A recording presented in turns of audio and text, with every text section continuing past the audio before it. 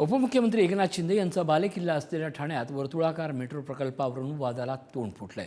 12,500 कोटी रुपये खर्चून होणाऱ्या प्रकल्पाची खरंच शहराला गरज आहे का असा सवाल आता विचारण्यात येतोय। त्याऐवजी ठाणे परिवहन सेवेत 1,000 कोटी खर्चून इलेक्ट्रिक बस का खरेदी करत नाहीत अशी विचारणा केली जाते। ठाणे शहरातील वर्तुळाकार मेट्रो प्रकल्प वादात। 12,500 कोटींच्या प्रकल्पाची गरज काय, ठाणेकरांचा सवाल। कोंडी सोडवण्यासाठी इलेक्ट्रिक बस वाढवण्याची मागणी। वर्तुळाकार मेट्रो प्रकल्पावर सत्ताधारी ठाम, आंदोलन पेटणार। कधी काळी तलावांचं शहर अशी ओळख असलेलं ठाणे शहर आता टोलेजंग इमारतींचं शहर होत चाललंय। ठाणे शहरामध्ये सध्या सुरू असलेल्या विकास कामांमुळे शहरातील नागरिकांना जीव मुठीत घेऊन प्रवास करावा लागतोय। शहरात सुरू असलेला मेट्रो प्रकल्प, साकेत उन्नती महामार्ग, ठाणे ते बोरिवली बोगदा प्रकल्प आणि ठाणे कोस्टल रोड प्रकल्पाचं काम कासव गतीने सुरू आहे। प्रदूषण, वृक्षतोड, वाहतूक कोंडीसारख्या समस्यांमुळे ठाणेकर वैतागलेत। हे सगळं सुरू असतानाच आता राज्य सरकारकडून ठाण्यामध्ये वर्तुळाकार मेट्रोच्या कामाचा घाट घातला जातोय। बॅरिस्टरनाथ पै मार्ग, हिरानंदनी इस्टेट आणि बाळकुंभ मार्गे ठाणे रेल्वे स्थानकाला जोडणार। मेट्रो प्रकल्पासाठी सुमारे 12,500 कोटी रुपयांचा खर्च। एकूण 29 किलोमीटर लांबी, 26 किलोमीटर लांबीचा मार्ग उन्नत। मेट्रो प्रकल्पातील 3 किलोमीटर मार्ग भूमिगत। मेट्रो प्रकल्पात एकूण 22 स्टेशन, 2 स्टेशन भूमिगत, 1 भूमिगत स्टेशन ठाणे रेल्वे स्टेशनला जोडणार। ठाण्यातील नौपाडा, वागळे इस्टेट, डोंगरीपाडा, हिरानंदनी इस्टेट, कोलशेत, साकेत हा भाग मेट्रोनं जोडला जाणार आहे। मात्र ठाणेकरांनी या नव्या मेट्रो प्रकल्पाला विरोध केलाय। शरद पवारांच्या राष्ट्रवादीचे जिल्हाध्यक्ष मनोज प्रधान हेही याला विरोध करण्यासाठी सरसावलेले आहेत। मी ह्याच्यामुळेच हा विरोध करतोय की 10 वर्षापूर्वी चालू झालेला मेट्रो 4 आणि मेट्रो 5 अजून चालू झालेला नाही। कामाची किंमत दुप्पट झालेली आहे। इथे तुम्ही सर्व्हिस रोडवर साकेत पासून आनंदनगरला जोडायचं काम सुरू केलं आहे। आज घोडबंदर रोडला पोचायला आपल्याला 1-1 तास लागतोय चेक नाक्यावरून। आणि असं असताना आता रिंग रेल्वे म्हणजे जे छोटे रस्ते आहेत त्या रस्त्यावर तुम्ही खोदकाम चालू करणार। म्हणून माझा या 12,200 कोटी रुपयाच्या प्रोजेक्टला कंप्लीट विरोध आहे।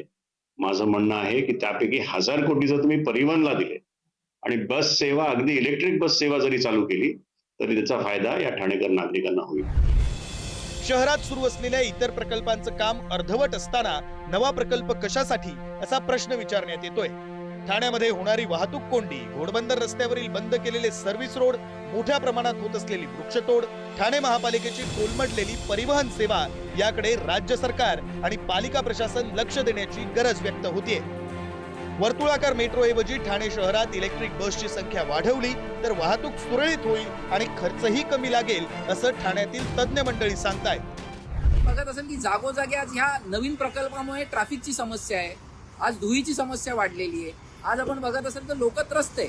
तर सर्वात पहिला प्रशासनाने जे जुने प्रकल्प आहेत, जसं मेट्रोचं प्रकल्प झालं, सर्व्हिस रोडचे प्रकल्प झाले, ते पुरे केले पाहिजेत आणि मग नवीन प्रकल्प आणले पाहिजेत। कारण जोपर्यंत जुने प्रकल्प पुरे नाही होणार तोपर्यंत नवीन प्रकल्प आणले तर ह्या दोघांमध्ये जो लोकांना त्रास होतोय तो असह्य आहे। तर प्रशासनाने कुठे ना कुठे जुने प्रकल्प पुरे करून मग नवीन प्रकल्प आणले। या शहराच्या अंतर्भागातली हवा ही धोकादायक स्थितीची असल्याचे गेल्या जवळजवळ 1.5 ते 2 महिने निदर्शनास येत आहे।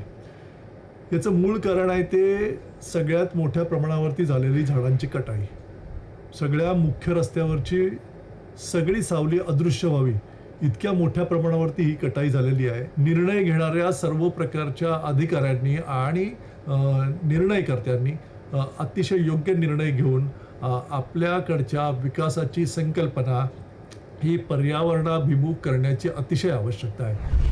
दुसरीकडे सत्ताधारी शिंदेच्या शिवसेनेचे पदाधिकारी मात्र ठाणे वर्तुळाकार मेट्रो प्रकल्प गरजेचा असल्याचं सांगतायत। विकास कामांना होणारा विरोध राजकीय असल्याचं सांगत दीर्घ काळात या नव्या प्रकल्पांचा ठाणे शहराला फायदाच होईल असं त्यांचं म्हणणं आहे। मी सातत्याने सांगत असतो की ठाणे शहरामध्ये विकासाची गंगा वाहत असताना त्यामध्ये निश्चितच प्रकारे नागरिकांच्या हिताची कामं घेतलेली असतात त्या गोष्टीला विरोध करणं अतिशय चुकीचं आहे।